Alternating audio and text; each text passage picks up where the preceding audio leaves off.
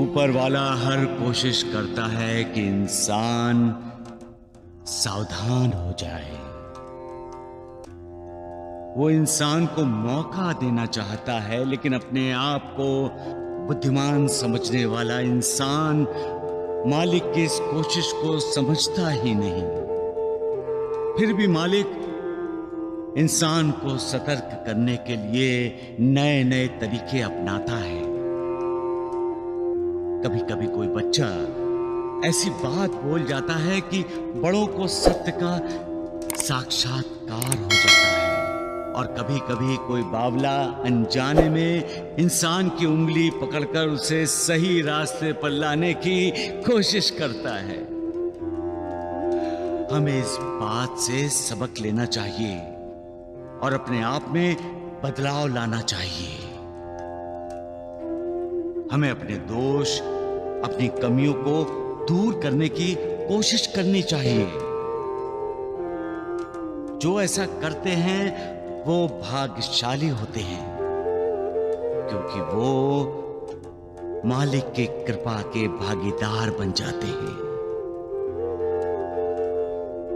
लेकिन जो अहंकारी हैं, झुकना नहीं जानते, वो अपनी खामियों को, अपनी कमियों को दूर करने की कोशिश ही नहीं करते। उन्हें अपना अहंकार किसी अलंकार की तरह लगता है।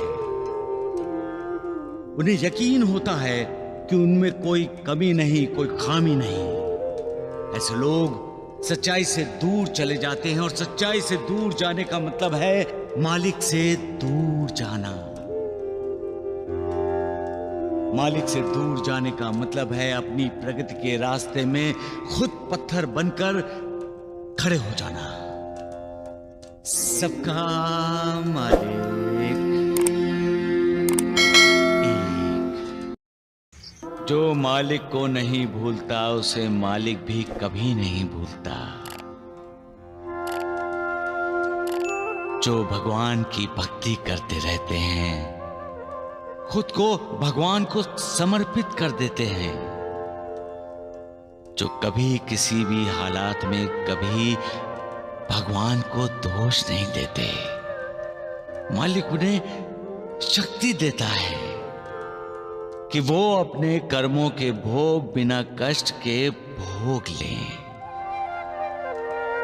कर्म बंधन को स्वीकार करते हुए मालिक के कृपा आशीर्वाद से ही ऐसे भक्त न दुख में विचलित होते हैं, न सुख में उत्तेजित। सबका मालिक एक। जिंदगी में सारे दुखों की जड़ है चाहत, इच्छा, ख्वाहिश। उम्मीद करना कि वो मिल जाए, उसे पा लूं, वो हासिल कर लूं। इंसान सोचता रहता है कि ये मिल जाए, वो मेरे पास हो, ये करूंगा तो इतना बड़ा आदमी बन जाऊंगा। और जब वो ख्वाहिश पूरी नहीं होती तो इंसान निराश हो जाता है। कभी कभी ज्यादा जोश में आकर फिर से पूरी मेहनत करके, पूरी ताकत लगा के जो उसे नहीं मिला था उसे हासिल करने की कोशिश करता है। पैसों के लिए अपनों को धोखा देता है, मालिक से गद्दारी करता है। और जब अंतिम समय आता है तब उसे साक्षात्कार होता है कि जिसे पाने के लिए वो भले बुरे मार्गों पर चला, वो सब तो उसे यहीं छोड़कर जाना है। पैसा उसके साथ नहीं जाता, साथ जाते हैं उसके अच्छे कर्म, पुण्य, लोगों की दुआएं और बद्दुआएं भी, कुकर्म भी और पाप भी, जिनका फल उसे अगले जन्म में भुगतना पड़ता है।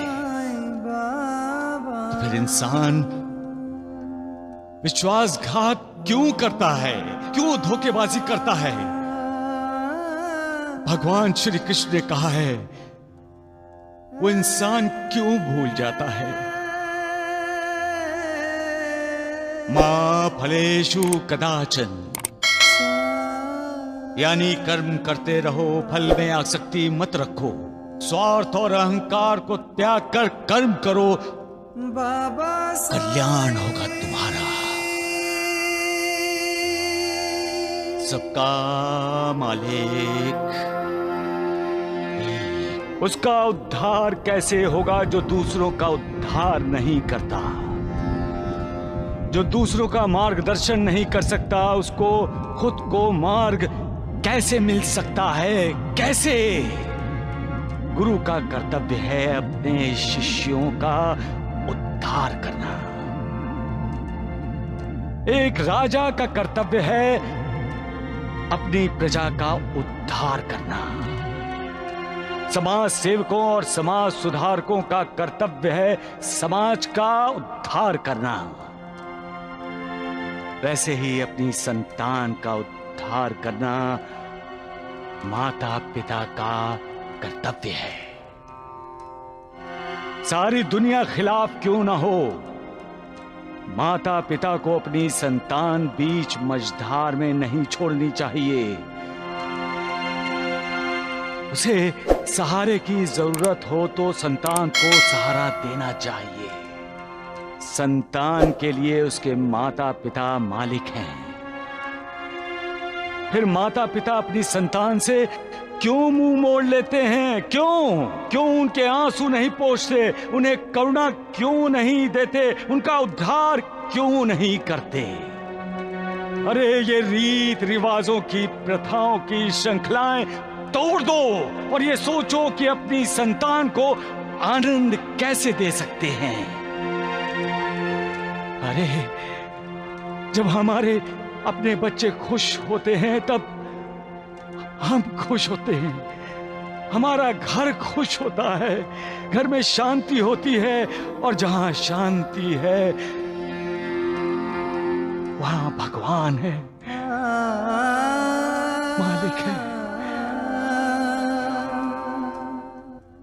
फिर किसी बाबा की खोज करने की जरूरत नहीं है।